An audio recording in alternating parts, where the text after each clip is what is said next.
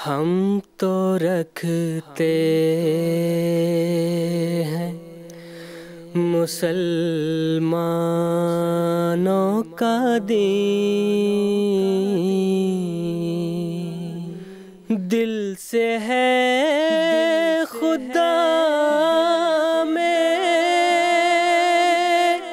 ختم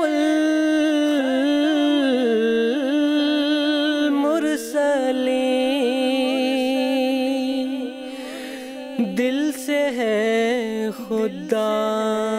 میں ختم المرسلین،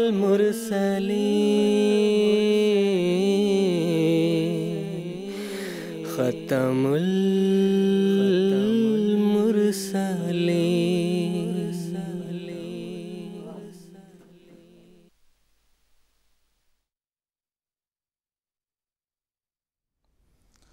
اعوذ باللہ من الشیطان الرجیم، بسم اللہ الرحمن الرحیم۔ ناظرین کرام، السلام علیکم ورحمۃ اللہ وبرکاتہ۔ آج 27 فروری 2021 ہفتے کا دن ہے۔ انڈیا میں اس وقت رات کے 9:30 بجے ہیں اور جی ایم ٹی کے مطابق اس وقت سحر کے 4 بجے ہیں۔ اور ناظرین، یہ وقت ہے پروگرام راہ ہدیٰ کا۔ قادیان دارالامان سے پروگرام راہ ہدیٰ کی جو سیریز ہم آپ کی خدمت میں پیش کر رہے ہیں، اس کا آج یہ تیسرا ایپیسوڈ ہے جو اس وقت ہم ایم ٹی اے کے ذریعے سے آپ کی خدمت میں نشر کر رہے ہیں۔ ناظرین کرام، جانتے ہیں کہ پروگرام راہ ہدیٰ ایک ڈسکشن پروگرام ہے جس میں ہم اسلامی تعلیمات کے حوالے سے گفتگو کرتے ہیں اور اپنی گفتگو میں ہمارے مشاہدین کو بھی شامل کرتے ہیں، کیونکہ ہمارا یہ پروگرام ایک انٹریکٹیو پروگرام ہے اور اسی غرض سے ہم اس پروگرام کو آپ کی خدمت میں لائیو بھی پیش کرتے ہیں۔ ہم اپنی گفتگو کے دوران اپنے مشاہدین کو بھی اس پروگرام میں ٹیلی فون لائنز کے ذریعے سے شامل کرتے ہیں۔ اس کے علاوہ ٹیکسٹ میسیجز، فیکس میسیجز اور ای میلز کے ذریعے بھی ہمارے مشاہدین کے سوالات کو حاصل کر کے ہمارے علماء کرام کا جو پینل اس ڈسکشن پروگرام میں بیٹھتا ہے، اس کے ذریعے سے ہمارے مشاہدین کے سوالات کے جوابات بھی اسی پروگرام کے ذریعے سے پیش کیے جاتے ہیں۔ تو ناظرین، میں امید کرتا ہوں کہ اس وقت آپ اپنے ٹیلی ویژن اسکرین پر ہم سے رابطے کی تفصیل کو ملاحظہ فرما رہے ہوں گے۔ قادیان دارالامان سے پروگرام راہ ہدیٰ کی جو سیریز ہم آپ کی خدمت میں پیش کر رہے ہیں، ہمارے ریگولر ویورز جانتے ہیں کہ اس مکمل سیریز میں ہم قرآن مجید جو کہ خدا تعالیٰ کا کلام ہے، اس کے حوالے سے بات کر رہے ہیں کہ اس کتاب کی کیا عظمت ہے اور اس کتاب میں کیا حقائق و معروف اور کیا ایسی تعلیمات بیان کی گئی ہیں جس کے نتیجے میں انسان اپنی زندگی کے مقصد کو حاصل کر سکتا ہے، یعنی خدا تعالیٰ کو شناخت کر سکتا ہے اور اس کے قرب حاصل کر سکتا ہے اور خدا تعالیٰ کی کامل معرفت اس کو نصیب ہو سکتی ہے۔ اس حوالے سے ہم تفاصیل اس پروگرام کی جو سیریز ہے، راہ ہدیٰ کی سیریز ہے، اس کے ذریعے سے ہم اپنے مشاہدین کی خدمت میں پیش کر رہے ہیں۔ تو آج ہمارا تیسرا ایپیسوڈ ہے جس میں ہم بات کریں گے کہ کس طرح قرآن مجید کی تعلیمات پر عمل کرتے ہوئے انسان روحانی اعتبار سے بھی اور دنیاوی اعتبار سے بھی ترقی کر سکتا ہے۔ آج کے اس اہم موضوع پر گفتگو کے لیے جو علماء کرام اس وقت ہمارے ساتھ قادیان اسٹوڈیوز میں تشریف رکھتے ہیں، ان کا میں تعارف کروا دیتا ہوں۔ مکرم و محترم مولانا محمد کریم الدین صاحب شاہد ہیں اور ان کے ساتھ تشریف رکھتے ہیں مکرم و محترم مولانا زین الدین صاحب حامد۔ دونوں حضرات پروگرام راہ ہدیٰ کے قادیان سیریز کے پرانے اور ریگولر پینلسٹ ہیں۔ میں اب دونوں حضرات کا پروگرام راہ ہدیٰ میں خیر مقدم کرتا ہوں۔ ناظرین کرام،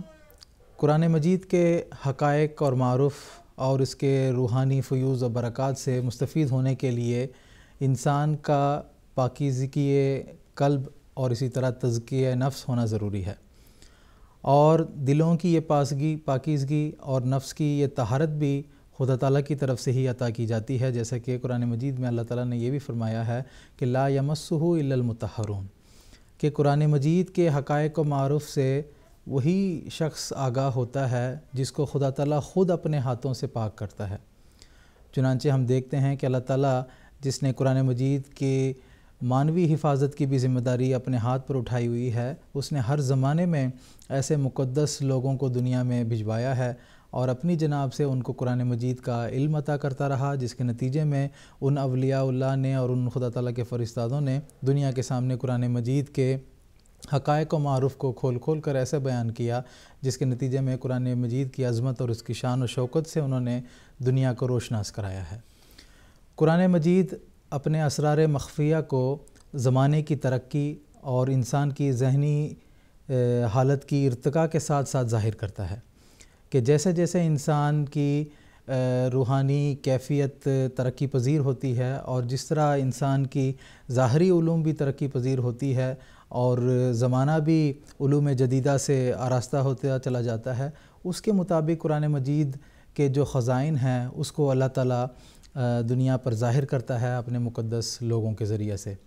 اور ہر زمانے میں جب باطل سر اٹھانے کی کوشش کرتی ہے تو اس موقع پر قرآن مجید ہی ایک ایسا کارگر ہتھیار ثابت ہوتا ہے جو باطل کی کلا کما کرنے کے لیے ہمہ وقت موجود رہتا ہے۔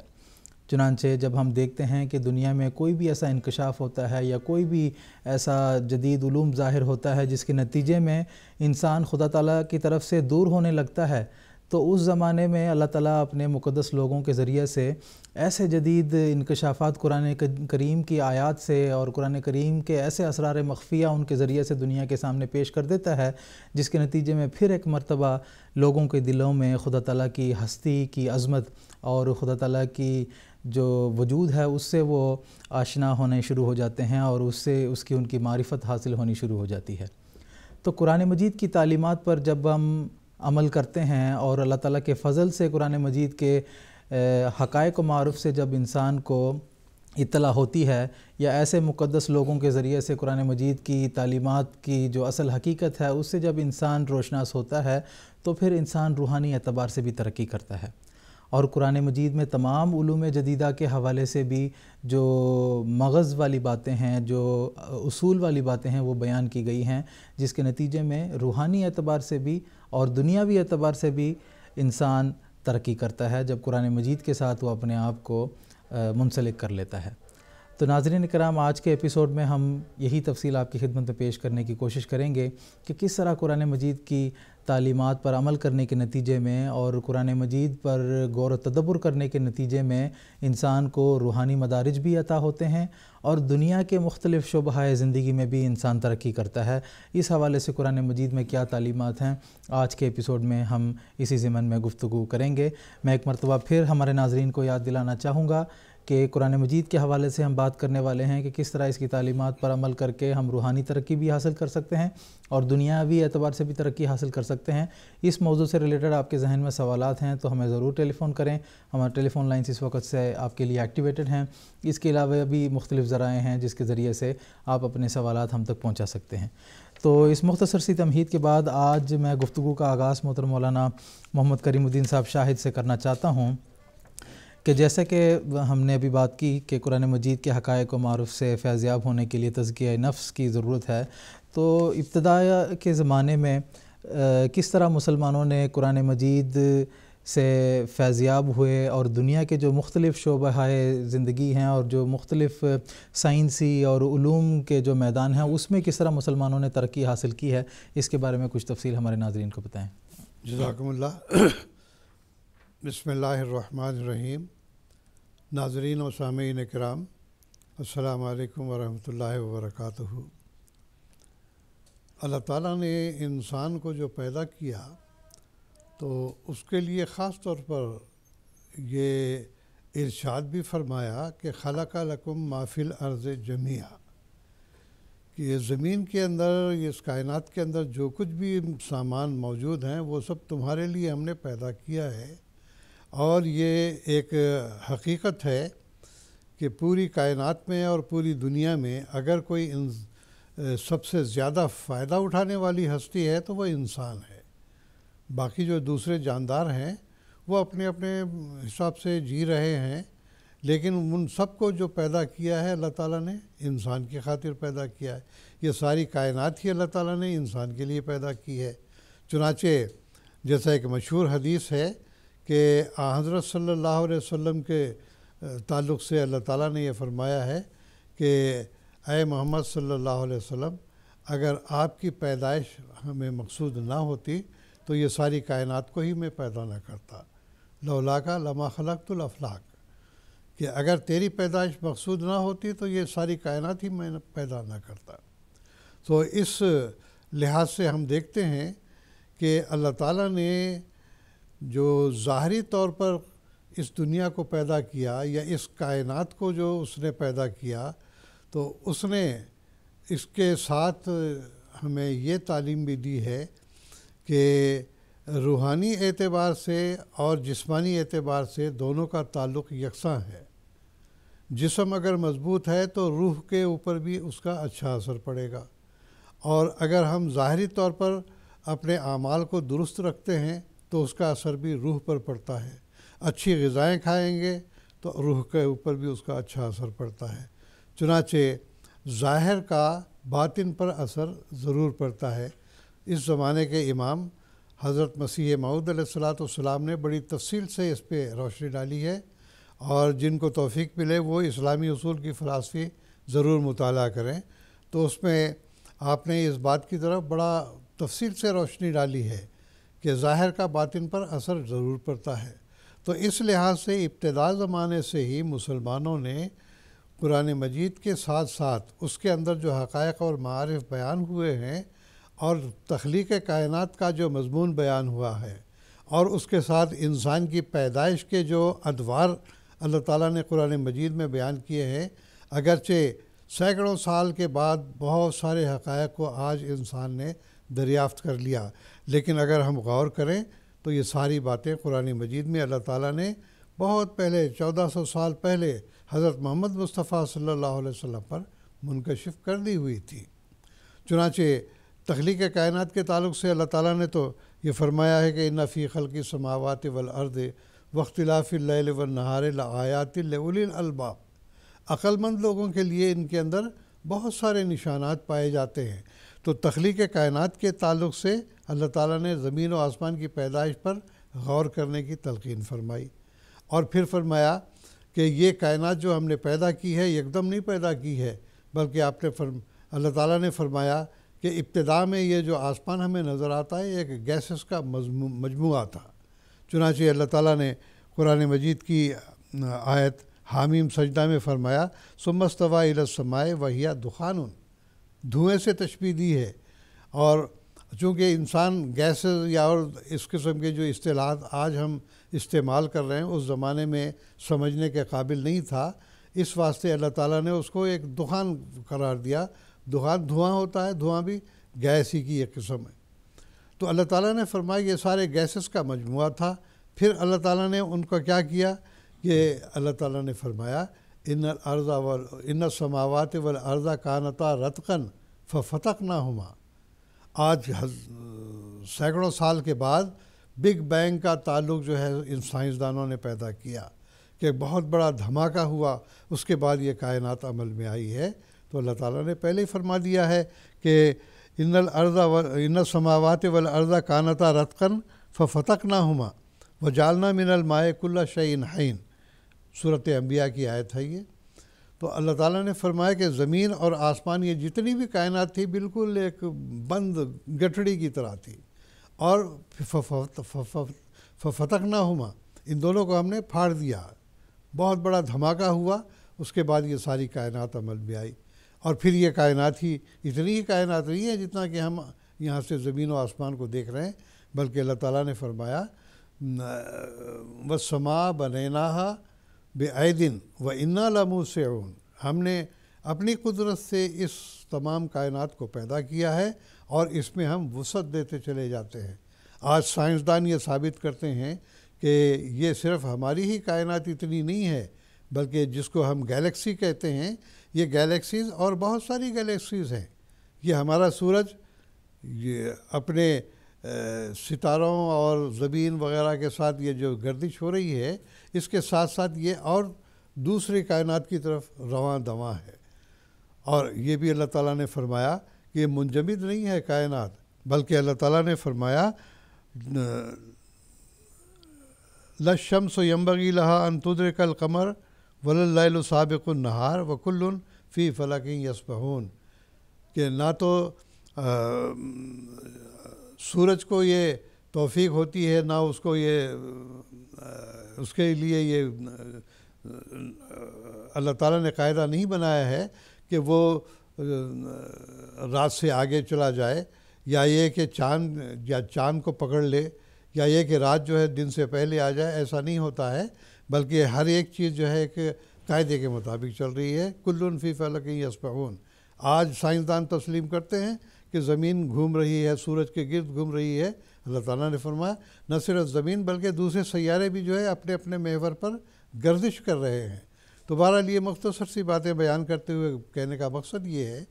کہ ابتدائی جو باتیں تھیں تخلیق کائنات کی اور انسان کی پیدائش کی، وہ اللہ تعالیٰ نے قرآن مجید کے اندر بیان کر دی ہوئی ہیں، اور ان پر غور کرتے ہوئے مسلمان ہمارے جو علماء ہیں نہ صرف روحانیت پر انہوں نے ترقی حاصل کی ہے، بلکہ دنیاوی اعتبار سے سائنس کے اندر بھی بہت بڑے بڑے سائنسدان اسلام نے پیدا کیے ہیں۔ چنانچہ اب ہم جب تاریخ کا مطالعہ کرتے ہیں تو معلوم ہوتا ہے کہ 8ویں صدی عیسوی وہ زمانہ ہے جس میں کہ پوری دنیا کے جو علوم ہیں وہ رفتہ رفتہ آہستہ آہستہ پروان چڑھتے رہے ہیں۔ چنانچہ اب ہم دیکھتے ہیں کہ لاطینی، سنسکرت، پہلوی اور سریانی زبانوں میں دنیا کے تمام علوم کا خزانہ اس وقت موجود تھا۔ چنانچہ ان علوم کو پھر ہمارے مسلمان علماء نے، جبکہ بغداد کے خلیفہ المنصور کا عہد خلافت تھا تو بغداد اس زمانے میں سائنس کا بڑا ایک یونیورسٹی سمجھا جاتا تھا، تو وہاں پر آہستہ آہستہ ان تمام زبانوں سے عربی زبان میں تراجم ہونے شروع ہوئے، اور پھر مسلمانوں نے جب اسپین فتح کیا ہے تو وہاں پر ان علوم کی ترویج ہوئی، اور وہاں سے پھر اسپین کے شہر طلیطلہ، جس کو ٹولیڈو انگلش میں کہا جاتا ہے، ترجمہ نگاروں نے خاص طور پر جیرارڈ آف کیرومینا اور مائیکل اسکاٹ نے عربی زبان سے پھر آہستہ آہستہ سائنسی سرمایہ کو یورپ کی زبانوں میں، لاطینی میں، اطالوی میں، انگریزی میں، عبرانی میں، فرانسیسی میں منتقل کرنا شروع کیا۔ تو میں اس وقت یہ بات بھی بیان کرنا ضروری سمجھتا ہوں کہ اسپین کو جب مسلمانوں نے فتح کیا ہے تو ہمارے سابق وزیر اعظم پنڈت جواہر لال نہرو نے گلمپسز آف ورلڈ ہسٹری کے نام سے، اندرا گاندھی جب یورپ میں تعلیم حاصل کر رہی تھی تو ان کو جو خطوط لکھتے تھے تو ان کے اندر ان باتوں کو بھی بیان کیا ہے کہ جب مسلمانوں نے اسپین فتح کیا ہے تو یورپ کی حالت یہ تھی کہ مسلمانوں سے وہ نفرت کیوں کرتے تھے؟ اس لیے نفرت کرتے تھے کہ مسلمان کہتے ہیں پاک و صاف رہنا چاہیے، صفائی اور ستھرائی اختیار کرو، نہانا چاہیے، جسم کو صاف کرو، کپڑوں کو صاف کرو، ماحول کو صاف کرو، اس سے وہ لوگ چڑھتے تھے۔ لیکن آج زمانہ الٹا ہو گیا ہے کہ جہاں کہیں دیکھیں یورپ بڑا جو ہے صاف ستھرا ہمیں نظر آتا ہے، مسلمانوں کی بستیاں گندی نظر آتی ہیں۔ تو یہ ہم سمجھتے ہیں کہ اسلامی تعلیمات کو پس پشت ڈالنے کا دراصل نتیجہ ہے۔ تو بہرحال یہ وہ زمانہ تھا جب کہ اسپین سے پھر عربی زبان کے ذریعے سے انگریزی میں، لاطینی میں، فرانسیسی میں تراجم ہوئے، اور پھر یہاں سے سائنس نے دنیا میں پھیلنا شروع کیا۔ تو میں چونکہ وقت مختصر ہے لہٰذا میں چند سائنسدانوں کے نام لیتا ہوں جو مسلمان علماء تھے۔ ان میں سے دیکھیے، ایک تو جابر بن حیان ہیں، ان کا زمانہ ہے 721 عیسوی سے 815 عیسوی کا زمانہ ہے، اور یہ کیمسٹری کے بابا آدم کہلاتے ہیں۔ آج کل کیمسٹری بڑی ترقی کر چکی ہے، لیکن جو ابتدا شروع کی ہے تو ابن حیان نے شروع کی ہے۔ کتاب السبعین کا یہ مؤلف تھا اور بہت مشہور زمانہ تھا، اور اس کے ذریعے سے پھر آئندہ کیمسٹری جو ہے عروج پائی ہے۔ پھر حکیم یحییٰ منصور ہیں، یہ بہت بڑا سائنسدان تھا، اور اسلامی دنیا میں ستاروں کا جو سب سے پہلے ذائچہ کہہ لیں یا جدول کہہ لیں اس نے تیار کیا تھا۔ آج ایسٹرونومی جو ہے وہ بڑی ترقی کر چکی ہے۔ ابتدا کہاں سے ہوئی ہے؟ یہ حکیم یحییٰ منصور جو ہے، انہوں نے وہ ذائچے تیار کیے تھے، کون سا ستارہ کہاں پر ہے اور اس کے کیا اثرات ہوتے ہیں۔ پھر حجاج بن یوسف جو مطر تھا، یہ بہت بڑا جیومیٹری دان، ہندسہ دان تھا، اس کے ذریعے سے ریاضی نے پروان چڑھی۔ موسیٰ الخوارزمی ہے، یہ 863 کا اس کا زمانہ ہے، یہ بہت بڑا ریاضی دان تھا اور سائنسدان بھی تھا، اور ریاضی کا اس کو ابو الآباء یا جد اعظم بھی کہا جاتا ہے۔ ابو العباس الفرغانی، یہ 861 کا زمانہ ہے، یہ بھی حیاتدان تھا یعنی سائنسدان تھا، شمسی گھڑی کا موجد تھا۔ سورج کے ذریعے سے جن لوگوں نے دہلی میں دیکھا ہوگا کہ وہاں پر بھی شمسی گھڑی لگی ہوئی ہے، تو اس پہ یہ ہے کہ سورج جو ڈھلتا جاتا ہے وہ اس کے ساتھ ساتھ جو ہے وہ سائے کے ذریعے سے پتہ لگتا ہے کہ اس وقت ٹائم کیا ہوا ہے۔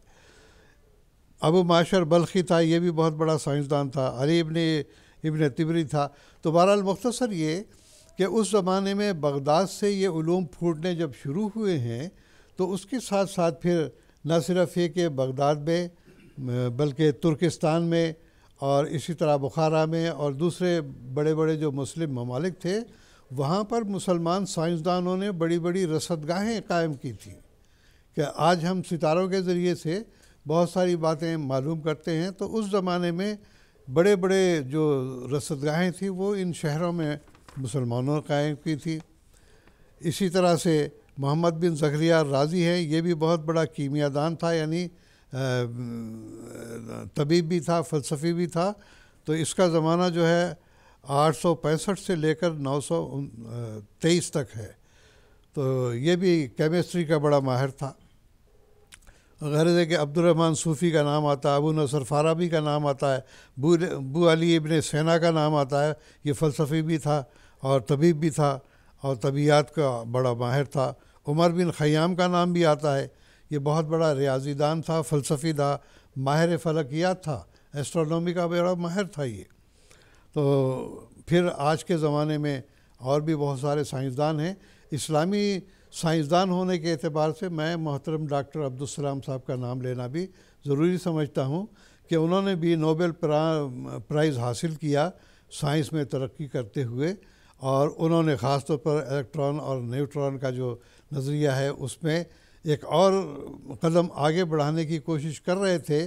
کہ یہ ساری جو قوتیں ہیں، دو قوتیں نہیں بلکہ ایک ہی قوت دراصل ہے، یہ خدا کی توحید کی طرف لے جانا چاہتے تھے، اگرچہ عمر نے ان کی وفا نہیں کی۔ تو بہرحال آج کے زمانے میں مسلم سائنسدان کا نام لیا جائے تو ڈاکٹر عبدالسلام کا نام بھی لینا ہمارے لیے ضروری ہے، اگرچہ بعض لوگ کچھ تعصب کی وجہ سے ان کا نام لینا پسند نہیں کرتے، لیکن یہ حقیقت ہے کہ دنیا چاہے ان کا انکار کرے یا ان کی طرف توجہ نہ کرے، لیکن ایک زمانہ آئے گا کہ ان کے نظریات کو بہرحال دنیا سراہ بھی رہی ہے، سراہے گی بھی انشاءاللہ تعالی۔ تو بہرحال قرآن مجید نے جو یہ فلسفہ بیان کیا کہ نفس کی پاکیزگی کے ساتھ جو بھی علم حاصل کرنا ہے وہ حاصل کرو، اور اس کے نتیجے میں ساری دنیا کا بھلا چاہو، اور اس کا نتیجہ یہ ہونا چاہیے کہ جیسے اللہ تعالیٰ کا قانون سب کے لیے یکساں ہے، اسی طرح بنی نوع انسان کے لیے سب اونچ نیچ کسی طرح کی بھی جائز نہیں ہے، بلکہ سب اللہ کے بندے ہیں، اور اس لحاظ سے اللہ کے بندوں کے درمیان تفریق جائز نہیں ہے۔ انشاءاللہ یہ مضمون آگے بھی چڑھے گا۔ جی، جزاکم اللہ تعالیٰ حسن جزا۔ کچھ ٹیلی فون کالرز کو ہم پروگرام میں شامل کرتے ہیں اور ان کو بھی موقع دیتے ہیں۔ اس وقت ہمارے ساتھ بنگلہ دیش سے مکرم عارف الزمان صاحب ٹیلی فون لائن پر موجود ہیں، ان سے بات کرنے کی کوشش کرتے ہیں۔ السلام علیکم ورحمۃ اللہ، عارف الزمان صاحب۔ وعلیکم السلام ورحمۃ اللہ، خیریت ہے صاحب؟ جی الحمدللہ، عارف صاحب اپنا سوال پیش کریں۔ جی میرا سوال ہے، قرآن کریم میں 14 جگہ میں سجدہ آیا، اس کا کیا پس منظر ہے اور ہمیں کیا کرنا چاہیے اس سجدہ آنے میں؟ ٹھیک ہے جناب، جزاکم اللہ، شکریہ۔ محترم مولانا زین الدین صاحب حامد سے درخواست ہے۔ یہ حضرت صلی اللہ علیہ وسلم کے بعض ارشادات سے یہ واضح ہوتا ہے کہ یہ تلاوت قرآن مجید کے بعض آداب بیان کیے گئے ہیں۔ ان میں ایک تو ہے کہ جہاں پر اللہ تعالیٰ کی رحمت کا یا مغفرت وغیرہ کی آیات آتی ہیں وہاں پر رحمت و مغفرت کی دعا مانگی جاتی ہے۔ اسی طرح جہاں پر عذاب کا ذکر آتا ہے یا قوموں کے زوال وغیرہ کا ذکر آتا ہے اور ایسے مواقع پر عذاب سے پناہ مانگی جاتی ہے اور اللہ تعالیٰ سے دعائیں کی جاتی ہیں، تو یہی حکمت ہے۔ بعض ایسے مواقع جہاں پر اللہ تعالیٰ کی عظمت کا غیر معمولی کے متعلق غیر معمولی صفات بیان کیے جاتے ہیں یا باقاعدہ سجدہ کرنے کا حکم ہوتا ہے، ایسے مواقع پر حضرت صلی اللہ علیہ وسلم سجدے تلاوت فرمایا کرتے تھے، وہ جیسا کہ سائل نے خود بتایا 14 مواقع میں ہیں، اور اس کی حکمت یہی معلوم ہوتی ہے تاکہ چونکہ قرآن مجید کی اللہ تعالیٰ کا کلام ہے اور اس کے ایک خاص عظمت ہے، اس کے کلام کی ایک اہمیت ہے، تو اس کے پیش نظر تاکہ جب قرآن مجید کی آیات کی تلاوت کی جاتی ہے انسان کا دل پگھل جاتا ہے اور خدا تعالی کی عظمت کے قائل ہو جاتا ہے، اس کی طرف مائل ہو جاتا ہے۔ تو ان امور کو مد نظر رکھنا چاہیے۔ عام طور پہ تلاوت کا قرآن مجید میں حکم بھی ہے، اللہ تعالیٰ کی آیات کی تلاوت کرتے رہنا ہے، ہر مومن کا فرض بھی ہے۔ چلیے ان امور کو بھی مد نظر رکھیں، جہاں پر رحمت کی آیات ہے وہاں رحمت کی دعا مانگی جائے، جہاں پر باقاعدہ سجدے کا حکم ہے یا اللہ تعالیٰ کی غیر معمولی عظمت کا ذکر ہو رہا ہو، جہاں پر حضور صلی اللہ علیہ وسلم کی سنت سے یہ ثابت ہو جہاں پر سجدہ کیا جاتا ہے وہاں پر سجدہ کیا جانا چاہیے۔ جی جزاکم اللہ تعالیٰ جزا۔ پروگرام کو آگے رکھتے ہیں اور محترم مولانا زین الدین صاحب حامد سے ہی ہمارا یہ سوال ہے، جیسا کہ ابھی ہم نے پہلے بات کی کہ قرآن مجید کے حقائق و معروف سے انسان تبھی فائدہ اٹھا سکتا ہے جب اس کا تزکیہ نفس ہوتا ہے، اور تزکیہ نفس حاصل کرتے ہوئے اور قرآن مجید کے حقائق و معروف سے فائدہ اٹھاتے ہوئے دنیا کے مختلف شعبے میں مسلمانوں نے جو ترقی کی ہے اس کے تعلق سے ابھی ہم نے تفصیل سنا ہے۔ روحانی اعتبار سے بھی قرآن مجید پر عمل کرنے کے نتیجے میں اور قرآن مجید میں غور و تدبر کرنے کے نتیجے میں اور اس کو سمجھنے اور اس کے مطابق عمل کرنے کے نتیجے میں مسلمانوں نے روحانی مراتب کے اعتبار سے بھی اعلیٰ مدارج حاصل کیے ہیں اور ترقی کیے ہیں۔ تو اس حوالے سے میں آپ سے تفصیل جاننا چاہوں گا۔ بسم اللہ الرحمن الرحیم۔ طارق صاحب، یہ ایک حقیقت ہے کہ اللہ تعالیٰ کے فضل سے جو حضور صلی اللہ علیہ وسلم کا جو اول مخاطبین یعنی عرب قوم ہیں، اسی طرح رفتہ رفتہ دیگر اقوام بھی اور ساری دنیا قرآن مجید کی تعلیمات کو اپنانے کے نتیجے میں روحانی لحاظ سے بھی اور دنیاوی لحاظ سے بھی بلند و بالا مقام پر فائز ہوئے ہیں۔ اور صحابہ کے حالت کی دیکھ لیجئے کس قدر عظیم الشان تبدیلی ان کے اندر پیدا ہوئی، اور حضرت صلی اللہ علیہ وسلم کی تربیت کے نتیجے میں اور قرآن مجید کی تعلیمات کو اپنانے کے نتیجے میں جو عظیم الشان تبدیلی اور روحانی تغیر ان کے اندر واقع ہوا وہ ایک بے نظیر ہے۔ حضرت اقدس مسیح موعود علیہ السلام نے بعض کتابوں میں اس کا ذکر کیا ہے کہ یہاں تک آپ نے فرمایا کہ صدیوں کے مردے زندہ ہوئے اور گونگوں کی زبان پر الہی معارف جاری ہوئے۔ تو قرآن مجید کی تعلیم کو اپنانے کے نتیجے میں زندگی کے ہر شعبے میں انسان نے ترقی کی، مسلمانوں نے ترقی کی ہے۔ لیکن یہ ایک حقیقت ہے کہ اسلامی قرآن مجید کی تعلیمات کے مطابق انسان کی تمام تر ترقی کا انحصار تزکیہ نفس پر ہے۔ تزکیہ نفس کے بغیر کوئی ترقی حاصل نہیں ہوتی، چونکہ جہاں پر انبیاء کی بعثت کا ذکر آتا ہے اور قرآن مجید میں 3-4 مرتبہ یہ ذکر کیا ہے، آگے حضور صلی اللہ علیہ وسلم کے متعلق بھی خاص پر ذکر کیا ہے کہ هو الذی بعث فی الامیین رسولا منہم یتلو علیہم آیاتہ ویزکیہم ویعلمہم الکتاب والحکمہ وإن کانوا من قبل لفی ضلال مبین۔ یعنی رسالت کے بنیادی مقاصد میں یہ شامل ہے، یزکیہم، وہ ان کے تزکیہ کرتے ہیں۔ تو یہ تزکیہ نفس کے حاصل کرنے کے نتیجے میں انسان قرآن مجید سے صحیح رنگ میں فائدہ اٹھاتا ہے اور قرآن مجید میں بیان کردہ تمام تر روحانی مقام حاصل کرنے میں کامیاب ہو جاتا ہے۔ چونکہ قرآن کریم میں متعدد آیات اس سلسلے میں وارد ہوئی ہے۔ ایک تو قد افلح من زکاہا وقد خاب من دساہا، یقیناً وہ شخص کامیاب ہو گیا جس نے تزکیہ حاصل کیا، وقد خاب من دساہا، اور جس نے اپنے نفس کو مٹی میں چھپا دیا، یعنی اس کو صحیح نشو و نما کا موقع نہیں دیا، تزکیہ نہیں کیا، اس کو پاک نہیں کیا، وہ گویا خائب و خاسر ہو گیا۔ حضور صلی اللہ علیہ وسلم نے اس کی اہمیت بیان کرتے ہوئے ایک جگہ فرمایا کہ ان فی الجسد مضغۃ اذا صلحت صلح الجسد کلہ واذا فسدت فسد الجسد کلہ الا وہی القلب۔ لیکن انسانی جسم میں ایک خون کا ایک لوتھڑا ہے، اگر وہ صحیح ہو جائے، اذا صلحت صلح الجسد کلہ، تمام کے تمام جسم صالح ہو جاتا ہے، واذا فسدت فسد الجسد کلہ، اگر وہ فاسد ہو جاتا ہے سارا جسم فاسد ہو جاتا ہے، وہ دل ہے۔ تو قرآن مجید کی تعلیمات کے نتیجے میں کس قدر عظیم شان مراتب صحابہ نے حاصل کیے اور بعد کے مسلمانوں نے حاصل کیے، اس کا اندازہ لگانے کے لیے ہمیں اس دور کی طرف دیکھنا ہوگا جہاں پر عرب قوم ان کی حالت کیا تھی، کہاں سے کس طریقے سے انہوں نے رفتہ رفتہ تعلیمات قرآن کے نتیجے میں اور حضرت صلی اللہ علیہ وسلم کی جو قوت قدسی ہے اس کے نتیجے میں کس قدر بلند و بالا مقام پر وہ فائز ہوئے۔ حضرت اقدس مسیح موعود علیہ السلام نے عربوں کے حالت کا تفصیلی جائزہ لینے کے بعد آپ نے ایک مصرعے میں اس بات کو بیان کیا ہے۔ اس سے یہ اندازہ ہوتا ہے کہ ان کی حالت قبل اسلام کیا تھی اور بعد میں اسلامی تعلیم کو اپنانے کے نتیجے میں قرآن مجید کی تعلیمات کے مطابق اپنی زندگی کو ڈھالنے کے نتیجے میں کس طریقے سے انہوں نے ترقی کی ہے۔ حضرت اقدس مسیح موعود علیہ السلام فرماتے ہیں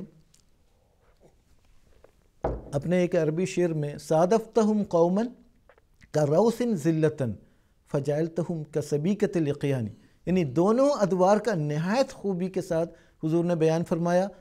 اے رسول صلی اللہ علیہ وسلم، تو جس قوم میں مبعوث ہوا اور وہ کروث ذلتن، ذلت کے لحاظ سے بالکل گوبر کی مانند معمولی قوم تھی، لیکن فجعلتہم کسبیکۃ الاقیان،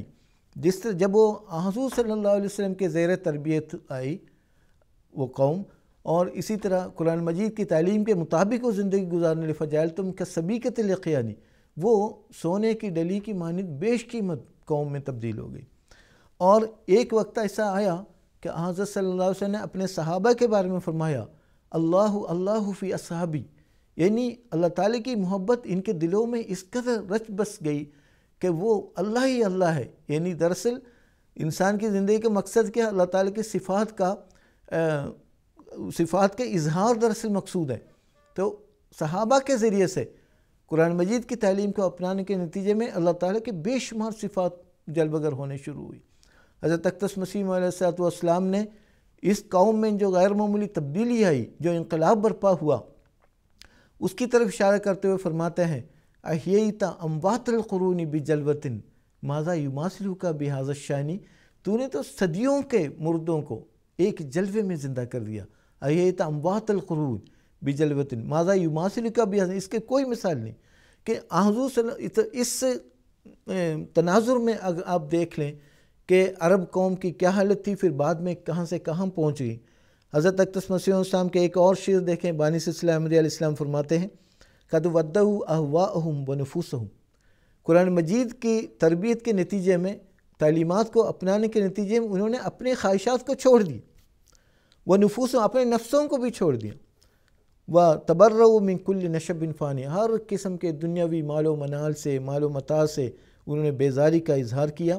اور اس قدر تربیت یافتہ ہو گئے کہ ایک وقت ایسا آیا کہ حضور صلی اللہ علیہ وسلم نے یہ برملا یہ اعلان فرمایا، اصحابی کالنجوم بأیہم اقتدیتم اہتدیتم،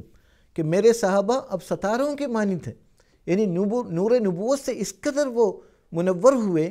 ان کے دل کے تمام تاریک گوشے نور میں تبدیل ہو گئے، ان کی تمام غلط عادتیں نیکیوں میں تبدیل ہو گئی۔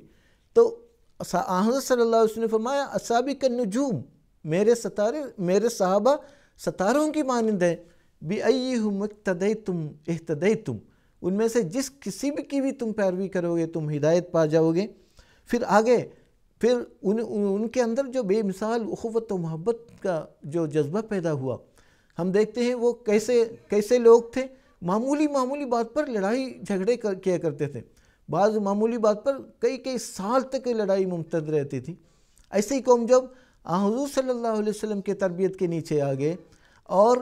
قرآن مجید کی تعلیم کو اپنایا تو اس کا نتیجہ کیا ہوا؟ قرآن مجید فرماتا ہے، وَاذْكُرُوا نِعْمَةَ اللَّهِ عَلَيْكُمْ إِذْ كُنْتُمْ أَعْدَاءً فَأَلَّفَ بَيْنَ قُلُوبِكُمْ فَأَصْبَحْتُمْ بِنِعْمَتِهِ إِخْوَانًا، یعنی ایسے اخوت و محبت کے لحاظ سے ایسے مقام پر وہ لوگ فائز ہوئے، اِذْ كُنْتُمْ أَعْدَاءً، تم لوگ دشمن تھے، فَأَلَّفَ بَيْنَ قُلُوبِكُمْ، خدا تعالی نے تمہارے دلوں میں الفت پیدا کر دی، اس کا نتیجہ کیا ہوا؟ فَأَصْبَحْتُمْ بِنِعْمَتِهِ إِخْوَانًا، اور تم اللہ تعالیٰ کی نعمت سے آپس میں بھائی بن گئے۔ پھر اس قسم کے بے شمار مثالیں ملتی ہیں، اور قربانی کے ایسے جذبہ ان کے اندر پیدا ہوا۔ اور ایک تو یہ کہ ان کی سیرت کے مطالعے سے پتہ لگ جاتا ہے کہ ایک تو یہ کہ ان کو حضور صلی اللہ علیہ وسلم کی تربیت کے نتیجے میں با اخلاق قوم بن گئی، با اخلاق ہی نہیں، اس کے بعد با خدا، پھر خدا نما وجود بن گئے۔ یہ ایک عظیم الشان تبدیلی تھی جو حضرت صلی اللہ علیہ وسلم کے وقت میں کی تربیت کے نتیجے میں صحابہ کے اندر پیدا ہوئی، اور رفتہ رفتہ جہاں جہاں اسلامی تعلیمات پھیلتی چلی گئی، جہاں جہاں مسلمانوں کا غلبہ ہوتا رہا، فتح نصرت ملتی رہی، تو جو مسلمان ہزاروں کی تعداد میں لاکھوں کروڑوں مسلمان آج تک اگر دیکھا جائے اسی تعلیمات کو اپنانے کے نتیجے میں روحانی لحاظ سے بھی اور اللہ تعالیٰ کے قرب کے لحاظ سے اور قرآن مجید کے حقائق و معارف کو سمجھنے کے لحاظ سے اعلیٰ و عظیم مقام پر فائز ہوا۔ بعض ایسی صفات ان کے اندر پیدا ہوئی، مثلا ایک بات کی طرف میں اشارہ کرنا چاہتا ہوں، ایک تو یہ کہ مواخات کا سلسلہ جو حضور نے جاری فرمایا۔ جب مکہ کے مہاجرین وہاں مدینہ پہنچ گئے، کیونکہ مہاجرین کے بے شمار مسائل ہوتے ہیں، آج کے زمانے میں ہم زیادہ اس کو سمجھ سکتے ہیں، کس قدر بڑی بڑی حکومتیں بھی ناکام ہو جاتی ہیں کہ ان کے مال، ان کی جان مال اور اس کی حفاظت، آبرو کی حفاظت کا مسئلہ ہے، اسی طرح ان کی رہائش کا مسئلہ ہے،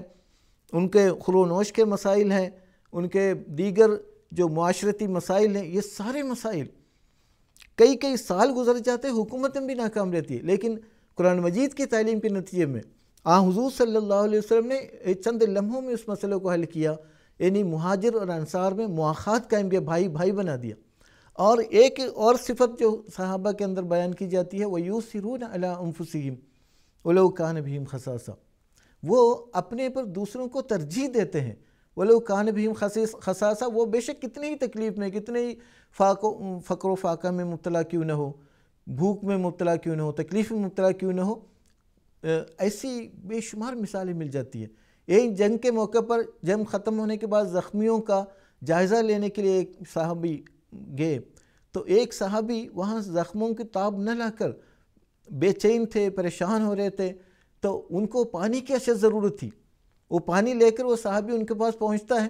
وہ قریب لیٹے ہوئے دوسرے زخمی کی طرف اشارہ کرتے ہیں، ان کو دے دو،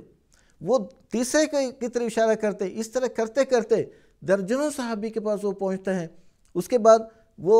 آخری صحابی بتا دیتے ہیں ان کو دے دو، جب وہ لوٹ کر پہلے صحابی کی طرف آ جاتے ہیں، وہ وفات پا چکے ہوتے ہیں، اور دوسرے کے پاس جاتے ہیں، علی ھذا القیاس سارے کے سارے اللہ تعالیٰ کے راستے میں جانیں دے دی۔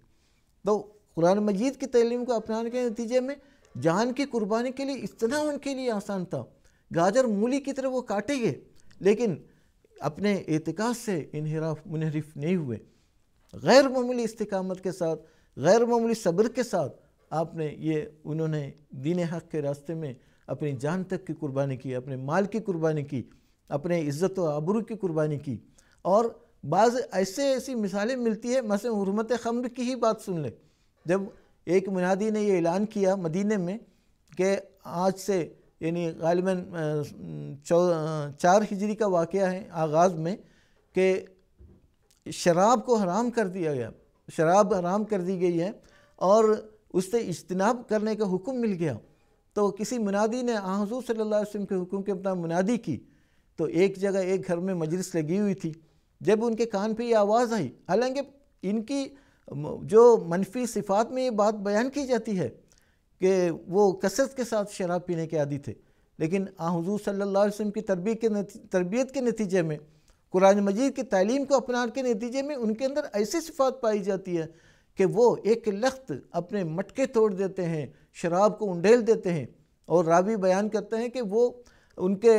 اس دن مدینے کی گلیوں میں شراب ہی شراب بہہ رہی تھی۔ تو یہ عظیم الشان تبدیلی اس کے اندر آئی۔ حضرت اقدس مسیح علیہ السلام بانی سلسلہ احمدیہ علیہ السلام فرماتے ہیں، تو ترک الغبو کا وہ بدلو من ذوقہی ذوق الدعاء بلیلۃ الاحزان، انہوں نے شراب چھوڑ دی اور وہ بدلو من ذوقی، اپنے ذوق کو بدل دیا، حالانکہ دن رات شراب پینے کے عادی تھے، لیکن ان کے ذوق کو بدل دیا۔ کس چیز سے بدلا؟ وہ بدلو من ذوقی ذوق الدعاء بلیلۃ الاحزان، غم زدہ راتوں کی دعاؤں سے انہوں نے تبدیل کر دیا۔ تو ان کے اندر ایسی تبدیلی آئی، عبادت کے لحاظ سے، دعاؤں کے لحاظ سے، تقرب اللہ کے لحاظ سے، وہ اللہ تعالیٰ سے کلام کرنے کے لحاظ سے ان کے اندر جو تبدیلی آئی ہے حیرت انگیز ہے۔ واقعی حضرت اقدس مسیح علیہ السلام کا یہ کہنا بالکل بجا ہے، صدیوں کے مردے زندہ ہو گئے اور گونگوں کی زبان پر الہی معرف جاری ہوئے۔ اللہ تعالیٰ سے جزا۔ ایک اور ٹیلی فون کالر کو ہم موقع دیں گے۔ اس وقت ہالینڈ سے زبیر اکمل صاحب ہمارے ساتھ ٹیلی فون لائن پر موجود ہیں، ان سے بات کرنے کی کوشش کرتے ہیں۔ السلام علیکم ورحمۃ اللہ، زبیر اکمل صاحب۔ وعلیکم السلام ورحمۃ اللہ وبرکاتہ۔ جی، میرا سوال جو ہے وہ تخلیق کائنات کے بارے میں ہے، جو ابھی ذکر کیا گیا تھا تو اس میں کچھ حوالے دیے گئے تھے قرآن مجید کے صورتوں کے اور آیات کے، اگر وہ حوالے دہرا دیے جائیں پاسبل ہے تو جزاک اللہ. جی جزاکم اللہ جناب، شکریہ محترم مولانا کریم الدین صاحب سے جزاک درخواست. اللہ. تخلیق کائنات کے تعلق سے اللہ تعالیٰ نے ابتدا میں جیسا کہ ذکر ہوا کہ پہلے گیسز کا مجموعہ تھا تمام کائنات یا آسمان، تو وہ صورت نوٹ کریں آپ، حامیم سجدہ آیت نمبر 13. دوسری آیت ہے ان السماوات والارض کانتا رتقا ففتقناہما، جو ہے کہ بگ بینگ کا جہاں پر تعلق آتا ہے کہ بڑا دھماکہ ہوا، یہ زمین و آسمان سارے ایک گٹھڑی کی طرح تھے اور اللہ تعالیٰ نے اس کے اندر ایک دھماکہ کیا، یہ سب پھر پھوٹ کر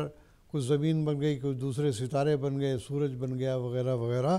تو یہ صورت انبیاء کی آیت 31 ہے، صورت انبیاء آیت 31. اسی طرح سے جہاں پر ذکر آتا ہے کہ تمام سیارے اپنے اپنے محور پر گردش کر رہے ہیں،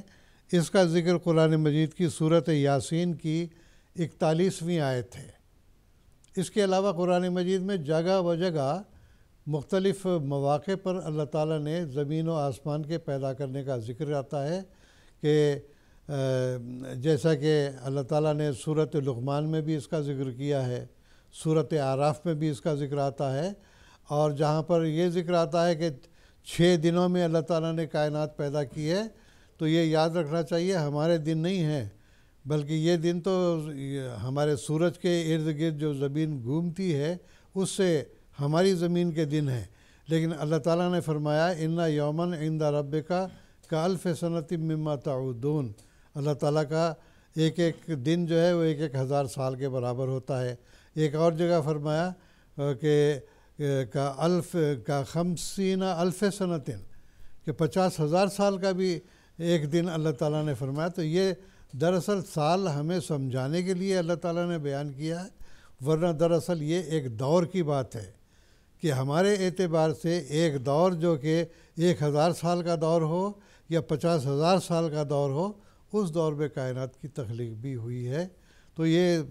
حوالے آپ نوٹ کر لیے ہوں گے انشاءاللہ تعالی. جزاکم اللہ تعالیٰ معصوم جزا. اس کے علاوہ مزید تفصیل کے لیے حضرت خلیفۃ المسیح رابع رحمہ اللہ تعالیٰ ہیں، جماعت احمدیہ کے جو چوتھے خلیفہ ہیں، حضرت مرزا طاہر احمد صاحب، ان کی کتاب ہے revelation rationality knowledge and truth. اس میں بھی انہوں نے قرآن مجید کی آیات کی روشنی میں تخلیق کائنات کے حوالے سے مختلف سائنسی حقائق پیش فرمائے ہیں. تو اس کتاب سے بھی آپ استفادہ کر سکتے ہیں، جو کہ جماعت احمدیہ کی ویب سائٹ alislam.org میں جو ہے وہ دستیاب ہے. اس سے بھی آپ بھرپور میں فائدہ اٹھا سکتے ہیں. اب پروگرام کو آگے بڑھاتے ہوئے محترم مولانا محمد کریم الدین صاحب شاہد سے ہی میرا سوال ہے کہ قرآن مجید کا جب ہم مطالعہ کرتے ہیں تو بنیادی طور پر 2 حقوق کے حوالے سے اس میں ذکر ملتا ہے، ایک حقوق اللہ اور ایک حقوق العباد، یعنی انسان خدا تعالیٰ کے جو فرائض ہیں اس کی بھی ادائیگی کرے اور بنی نوع انسان کے حوالے سے جو اس کے تئیں ذمہ داری عائد ہوتی ہیں اس پر بھی عمل کرے، جس کے نتیجے میں اس کی زندگی کامیابی جو ہے نا وہ کامیاب ہو سکتا ہے اپنی زندگی میں. تو اس حوالے سے میں آپ سے مزید تفصیل جاننا چاہوں گا. قرآن مجید کی اگر تعلیم کا مطالعہ کیا جائے تو جیسا کہ ہمارے پیارے امام حضرت مسیح موعود علیہ السلام نے کئی جگہ اس بات کا ذکر فرمایا ہے کہ دراصل اگر دیکھا جائے تو حقوق 2 ہی قسم کے ہیں، ایک اللہ کا حق ہے اور ایک بندوں کا حق ہے، جسے ہم حقوق اللہ اور حقوق العباد کہتے ہیں. اللہ کا حق کیا ہے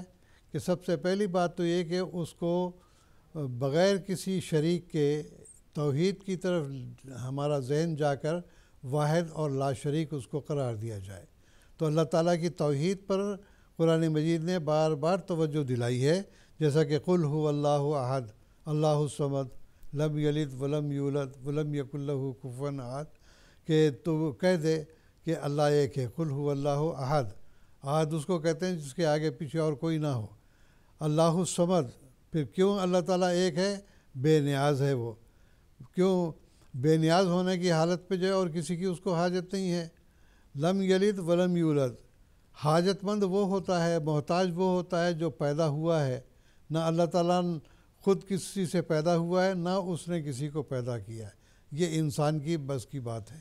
تو اس لحاظ سے اللہ تعالیٰ نے توحید کی جا بجا ہمیں تعلیم دی ہے. اسی طرح فرمایا الہکم الہ واحد لا الہ الا ہوا، سورۃ البقرہ میں ہے. لو کان فیہما آلہۃ الا اللہ لفسدتا، سورۃ الانبیاء کی آیت ہے کہ دو اگر معبود ہوتے تو جنگ ہو جاتی، ان کے اندر فساد پیدا ہو جاتا، کائنات صحیح چل ہی نہیں سکتی تھی۔ تو بہرحال سب سے پہلا حق تو یہ ہے اللہ کا کہ اس کی وحدانیت پر کامل ہمیں یقین ہو، اور شرک سے بکلی طور پر جو ہے اجتناب ہو۔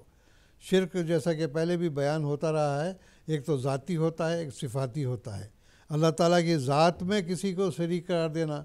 لم یکن لہ کفوا احد، اللہ تعالیٰ نے جو فرمایا اس کے جیسا یا اس کے برابر کا اور کوئی نہیں ہے، تو یہ شرک فی ذات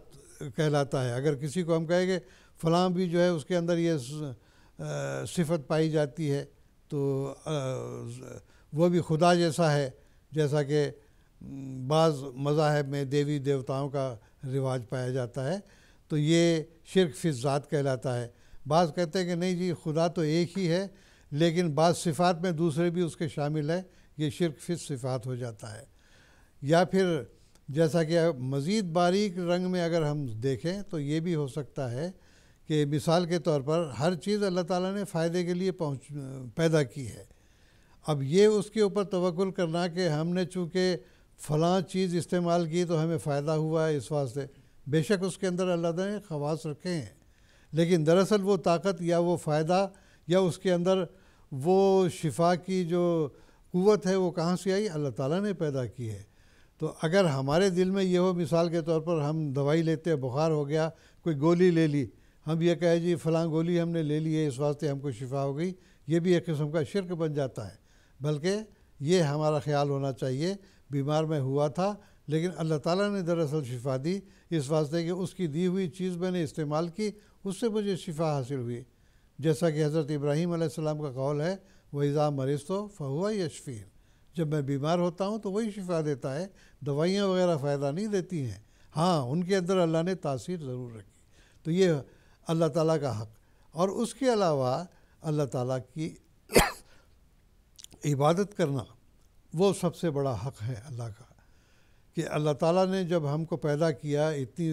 بڑی کائنات ہمارے لیے پیدا کی، ہر قسم کا سامان ہمارے لیے مہیا کیا ہے، زندگی کے لیے ہر چیز مہیا کی ہے،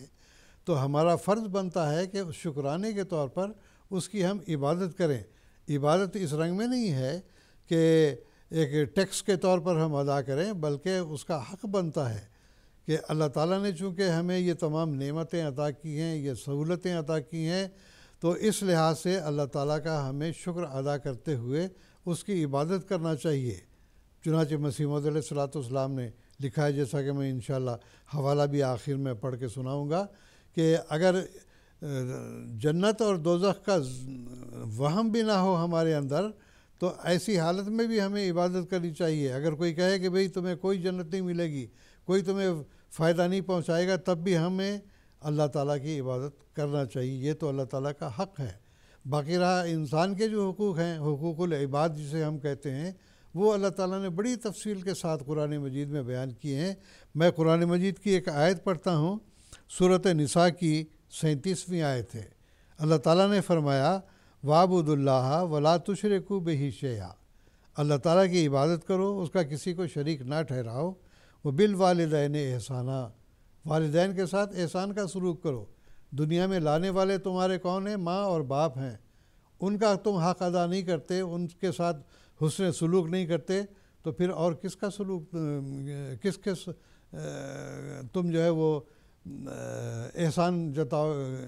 کس کا احسان تم سمجھو گے؟ تو جن لوگوں نے تم کو جنم دیا ان کا حق ادا نہیں کرتے تو پھر اور کس کا حق ادا کر سکتے ہو؟ تو اللہ تعالیٰ نے فرمایا وَبِذِي الْقُرْبَىٰ، پھر یہ قریبی جو رشتہ دار ہیں ان کا حق ادا کرنا ہے، ان کے ساتھ حسن سلوک کرنا ہے، وَالْيَتَامَىٰ، پھر جن کے ماں باپ گزر جاتے ہیں، جو اولاد رہ جاتی ہے، وہ پیچھے یتیم ہے، کوئی ان کا سہارا نہیں ہوتا ہے، ایسے لوگوں کا بھی خیال رکھنا۔ اللہ تعالیٰ نے فرمایا یتیموں کا خیال اگر سوسائٹی میں نہیں رکھا جائے گا تو وہ بگڑ جائیں گے، بگڑنے کے نتیجے میں سارے معاشرے کو پھر گندہ کرنا شروع کر دیں گے۔ والمساکین، پھر مسکین ہیں جن کے پاس ذرائع آمد کم ہے، کھانے پینے کے لیے اتنی گنجائش نہیں ہوتی ہے، کبھی بھوکے رہنا پڑتا ہے، کبھی فاقے سے بھی رات گزارنی پڑتی ہے، ایسے لوگوں کا بھی خیال رکھنا چاہیے۔ والجار ذی القربا، اور جو قریبی رشتہ دار اور پڑوسی ہیں ان کا خیال رکھنا ہے۔ پھر فرمایا والجار الجنوب، اسی طرح سے جو غیر رشتہ دار پڑوسی ہے اس کا بھی خیال رکھنا ہے۔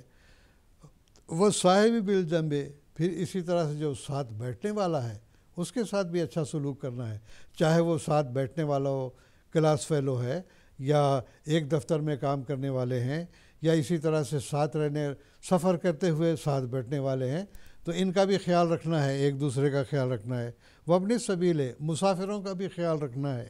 وما ملکت ایمانکم، جو تمہارے ماتحت ہیں ان کا بھی ہر طرح سے خیال رکھنا ہے، صرف افسری نہیں جھاڑنی ہے بلکہ ان کے حقوق کا بھی خیال رکھنا ہے۔ ان اللہ لا یحب من کان مختارا فخورا، تو اللہ تعالیٰ ایسے شخص کو پسند نہیں کرتا جو بہت زیادہ اکڑ باز ہو۔ تو اللہ تعالیٰ نے اس ایک آیت میں بہت سارے حقوق بیان کر دیے۔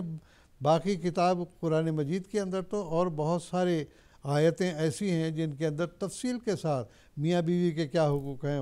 بچوں کے کیا حقوق ہیں، پھر اور دوسرے لوگوں کے کیا حقوق ہیں، تو یہ تمام اللہ تعالیٰ نے بڑی تفصیل کے ساتھ بیان کی ہیں۔ تو میں چونکہ وقت کم رہ گیا ہے، آخر میں حضرت مسیح موعود علیہ السلام کا ایک حوالہ پڑھ کے اپنے اس بیان کو ختم کروں گا۔ حضرت مسیح موعود علیہ السلام فرماتے ہیں، اللہ تعالیٰ کے حقوق میں سب سے بڑا حق یہ ہے کہ اس کی عبادت کی جائے، اور یہ عبادت کسی غرض ذاتی پر مبنی نہ ہو، بلکہ اگر دوزخ اور بہشت نہ بھی ہو تب بھی اس کی عبادت کی جاوے، اور اس ذاتی محبت میں جو مخلوق کو اپنے خالق سے ہونی چاہیے کوئی فرق نہ آوے۔ اس لیے ان حقوق میں دوزخ اور بہشت کا سوال نہیں ہونا چاہیے۔ پھر فرمایا بنی نوع انسان کے ساتھ ہمدردی میں میرا یہ مذہب ہے کہ جب تک دشمن کے لیے دعا نہ کی جاوے پورے طور پر سینہ صاف نہیں ہوتا۔ ادعونی استجب لکم میں اللہ تعالیٰ نے قید نہیں لگائی کہ دشمن کے لیے دعا کرو تو قبول نہیں کروں گا، بلکہ میرا تو یہ مذہب ہے کہ دشمن کے لیے دعا کرنا یہ بھی سنت نبوی ہے۔ حضرت عمر رضی اللہ تعالیٰ عنہ اسی سے مسلمان ہوئے۔ حضرت صلی اللہ علیہ وسلم آپ کے لیے اکثر دعا کیا کرتے تھے، اس لیے بخل کے ساتھ ذاتی دشمنی نہیں کرنی چاہیے اور حقیقتاً موذی نہیں ہونا چاہیے۔ شکر کی بات ہے کہ ہمیں اپنا کوئی دشمن نظر نہیں آتا جس کے واسطے 2-3 مرتبہ دعا نہ کی ہو، ایک بھی ایسا نہیں، اور یہی میں تمہیں کہتا ہوں اور سکھاتا ہوں۔ خدا تعالیٰ اس سے کہ کسی کو حقیقی طور پر ایذا پہنچائی جائے اور ناحق بخل کی راہ سے دشمنی کی جائے ایسا ہی بیزار ہے جیسے وہ نہیں چاہتا کہ کوئی اس کے ساتھ ملایا جائے، یعنی شریک کیا جائے۔ ایک جگہ وہ فصل نہیں چاہتا اور ایک جگہ وصل نہیں چاہتا۔ فصل کے معنی دوری اختیار کرنا، وصل کے معنی جوڑنا۔ تو جیسے اللہ تعالیٰ شرک نہیں پسند کرتا، اسی طرح سے بعض کے ایک جگہ جو ہے وہ شرک جہاں پر پسند نہیں کرتا، اسی طرح سے لوگوں کے ساتھ جو ہے وہ دوری اختیار کرنا بھی اللہ تعالیٰ کو پسند نہیں ہے۔ یعنی بنی نوع انسان کا باہمی فصل اور اپنا کسی کے ساتھ وصل، اور یہ وہی راہ ہے کہ منکروں کے واسطے بھی دعا کی جائے، اس سے سینہ صاف اور انشراح پیدا ہوتا ہے۔ پس آخر میں فرماتے ہیں پس تم جو میرے ساتھ تعلق رکھتے ہو تمہیں چاہیے کہ تم ایسی قوم بنو جس کی نسبت آیا ہے فَإِنَّهُمْ قَوْمٌ لَا يَشْقَى جَلِيسُهُمْ، یعنی وہ ایسی قوم ہے کہ ان کا ہم جلیس بدبخت نہیں ہوتا۔ یہ خلاصہ ہے ایسی تعلیم کا جو تخلقو باخلاق اللہ میں پیش کی گئی۔ ملفوظات جلد 100۔ جی جزاکم اللہ تعالیٰ حسن جزا۔ محترم مولانا زین الدین صاحب حامد سے ہمارا یہ سوال ہے کہ جیسا کہ قرآن مجید کی جب تعلیمات کو ہم دیکھتے ہیں تو وہ انسان کو بہت فائدہ پہنچانے والی تعلیمات ہیں، اور انسان کی زندگی میں جو مختلف حالات ہوتے ہیں اس موقع پر انسان کو اپنی ذمہ داری کا کس طرح مظاہرہ کرنا چاہیے، اس حوالے سے بھی قرآن مجید میں تعلیمات موجود ہیں، جس کے نتیجے میں انسان کو اپنے تہذیبی، تمدنی اور معاشرتی جو فرائض ہیں اس سے بھی اس کو آگاہی حاصل ہوتی ہے۔ تو اس بارے میں آپ سے تفصیل جاننا چاہوں گا۔ شکریہ۔ قرآن مجید کے ذریعے سے جس سے اصلاحی اور فلاحی معاشرہ کا قیام عمل میں لایا گیا ہے حضرت صلی اللہ علیہ وسلم کے زمانے میں بھی اور بعد میں بھی، تو اس کا بنیادی طور پر یہ اگر ہم جائزہ لیں اس میں بے شمار ایسی تعلیمات موجود ہیں جو انسان کو کی معاشرتی زندگی کو سنوارنے اور اس کی اصلاح اور اس کو بہتر بنانے کے قواعد موجود ہیں۔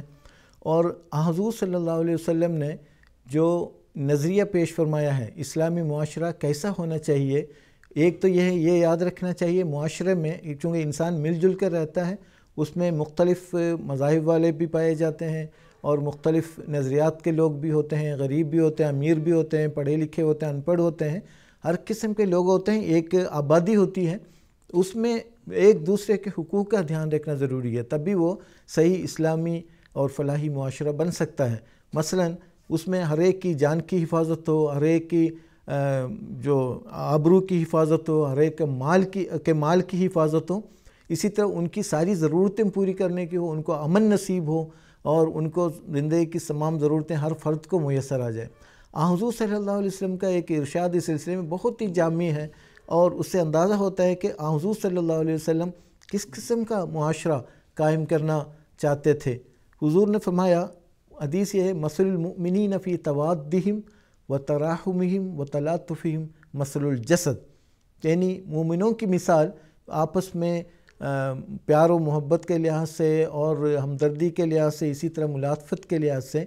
ایک جسد کی مانند ہے، ایک جسم کی مانند ہے۔ پھر آگے فرمائے، اذا اشتکا منہ عضو تداعی لہ سائر الجسد بالسہر والحمى، جب جسم کے کسی حصے کو کوئی تکلیف پہنچتی ہے تو سارا جسم جو ہے بخار میں مبتلا ہو کر یا شب بیداری کر کے کسی طرح اس میں شریک ہو جاتا ہے۔ تو یہ ایک ایسا تصور، امت واحدہ کا تصور، ایک حقیقی اصلاحی اور فلاحی معاشرہ کا جو سوسائٹی کا جو تصور حضور صلی اللہ علیہ وسلم نے پیش فرمایا ہے، اس کی نظیر کہیں نہیں ملتی۔ ایک تو یہ یاد رکھنا ہے کس طرح ایسے معاشرہ قائم ہو سکتا ہے، یعنی ایک تکلیف، کہیں بھی کوئی تکلیف ہو، کسی کو بھی کوئی تکلیف پہنچے، سارا معاشرہ اس تکلیف میں شریک ہو جاتا ہے اور بالکل ایک جسم کی مانند۔ آج یہ جو امت واحدہ کا تصور حضور صلی اللہ علیہ وسلم نے پیش کیا، آج کے زمانے میں جماعت احمدیہ میں یہ مثال جماعت احمدیہ پر صادق آتی ہے کہ آج اللہ تعالیٰ کے فضل سے پوری دنیا کے احمدی ایک ہاتھ پر جمع ہے، ایک گھر کی طرح، ایک فیملی کی طرح ہے۔ یہاں تک کہ ہمارے امام نے ایک دفعہ فرمایا کہ کوئی جماعت ایسی نہیں، کوئی جگہ، کوئی علاقہ، کوئی احمدی ایسے نہیں جس کے بارے میں رات کو سونے سے پہلے ان کے لیے دعائیں کرتا ہوں اور ان کے غم میں شریک ہو جاتا ہوں، ان کے تکلیف کے ازالے کے لیے دعا کرتا ہوں۔ تو جسم واحد کا جو نظریہ پیش کیا گیا ہے وہ اللہ تعالیٰ کے فضل و کرم سے آج جماعت احمدیہ کو مکمل صادق آتا ہے۔ ایک تو اہم ترین پوائنٹ جو صحیح اسلامی معاشرے قیام کے لیے ایک پوائنٹ یہ ہے کہ عدل کا قیام ہے، انصاف کا قیام ہے۔ آج جس قدر بھی دنیا میں فتن و فساد برپا ہے، ایک آئلی زندگی سے لے کر ایوانی اقتدار تک بین عالمی سطح پر دیکھا جائے، انصاف کا فقدان ہے۔ ایک بنیادی وجہ انصاف کا فقدان ہے۔ تبھی تو قرآن مجید نے فرمایا، ایک طرف ان اللہ یأمر بالعدل والاحسان وایتاء ذی القربی کی تعلیم دی، دوسری طرف فرمایا ولا یجرمنکم شنآن قوم علی الا تعدلوا اعدلوا هو اقرب للتقوی، کسی قوم کی دشمنی بھی تم پر اس بات پر آمادہ نہ کہ تم انصاف نہ کرو، انصاف بہرحال کرنا ہے، یہی سب سے۔ ایک چونکہ ٹائم کم ہے تو ایک پوائنٹ اور بتاتا ہوں، چونکہ مسلمان کی تعریف یہ بتائی گئی ہے، المسلم من سلم المسلمون من لسانہ ویدہ۔ دوسری روایت میں یہ فرمایا المسلم من سلم الناس من لسانہ ویدہ، حقیقی مسلمان وہ ہے جو معاشرے کا حق ادا کرنے والا کیسے ادا کریں گے، دیگر مسلمان، یہ دیگر تمام لوگ ان کی زبان سے اور ان کے ہاتھ سے وہ محفوظ رہیں۔ اگر ہم نے اپنی عزت کی حفاظت کرنی ہے، اپنے جان کی حفاظت کرنی ہے، تو دوسرے لوگ بھی ہم سے محفوظ رہیں۔ تبھی تو قرآن کریم حضور صلی اللہ علیہ وسلم نے حدیث یہ ارشاد فرمایا، انصر اخاک ظالما او مظلوما، بہرحال اپنے بھائی کی مدد کرنا ہے، خواہ وہ ظالم ہو یا مظلوم ہو۔ مظلوم کی مدد تو کی جاتی ہے، صحابہ نے پوچھا کہ ظالم کی کیسے مدد کی جائے، تو ظالم کو ظلم کے روکنا دراصل ان کی مدد کے مترادف ہے۔ اس طرح بے شمار جو اصلی حقیقی معاشرے کے لیے باہم تقوی اور نیکی کے کام میں باہم تعاون دینے کا بھی ہے اور برائی کے معاملے میں تعاون نہ دینے کا حکم بھی پائے جاتا ہے۔ اسی طرح ایک اور بنیادی چیز ہے جو سب سے زیادہ بنیادی چیز ہے، فرمایا احب لغیرک ما تحب لنفسک، تم دوسروں کے لیے وہی پسند کرو جو اپنے نفس کے لیے پسند کرتے ہو۔ اگر ان اصول پر، بے شمار اصول قرآن نے بیان کیا ہے، وقت کی رعایت کے مطابق چند ایک کی طرف میں نے اشارہ کیا ہے، ان اصول کے مطابق اگر کام کریں گے تو لازماً ایک حقیقی اسلامی اصلاحی اور فلاحی معاشرے کا قیام عمل میں لایا جا سکتا ہے۔ اللہ تعالیٰ کے فضل سے جماعت احمدیہ میں موجود ہے۔ جی، جزاکم اللہ تعالیٰ حسن جزا۔ ناظرین اکرام، اس کے ساتھ آج کا ہمارا ایپیسوڈ ختم ہوا چاہتا ہے۔ آخر پر میں بانی جماعت احمدیہ حضرت مرزا غلام احمد صاحب قادیانی مسیح موعود و مہدی موعود علیہ السلام کا ایک اقتباس آپ کے سامنے پیش کرتا ہوں، جس میں حضور فرماتے ہیں: سب سے سیدھی راہ اور بڑا ذریعہ جو انوار یقین اور تواتر سے بھرا ہوا اور ہماری روحانی بھلائی اور ترقی علمی کے لیے کامل رہنما ہے، قرآن کریم ہے، جو تمام دنیا کے دینی نزاعوں کے فیصل کرنے کے متکفل ہو کر آیا ہے، جس کی آیت آیت اور لفظ لفظ ہزارہ طور کا تواتر اپنے ساتھ رکھتی ہے، اور جس میں بہت سا آب حیات ہماری زندگی کے لیے بھرا ہوا ہے، اور بہت سے نادر اور بیش قیمت جواہر اپنے اندر مخفی رکھتا ہے، جو ہر روز ظاہر ہوتے جاتے ہیں۔ تو ناظرین، قرآن مجید کی عظمت اور شان و شوکت کے حوالے سے ہم اپنے اگلے ایپیسوڈ میں بھی بات کریں گے۔ ہماری اس سیریز کا اگلا ایپیسوڈ مورخہ 6 مارچ 2021 ہفتے کے دن انڈین ٹائم کے مطابق رات کے 9:30 بجے اور GMT کے مطابق سحر کے 4 بجے قادیان دارالعلوم سے ہم آپ کی خدمت میں پیش کریں گے۔ تب تک کے لیے اجازت دیجیے گا۔ السلام علیکم ورحمۃ اللہ وبرکاتہ۔ آؤ لوگوں کہ یہی نور خدا پاؤ گے، لو تمہیں طور تسلی کا بتایا ہم نے۔ آؤ لوگوں کہ یہی نور خدا پاؤ گے، لو تمہیں طور تسلی کا بتایا ہم نے، لو تمہیں طور تسلی کا بتایا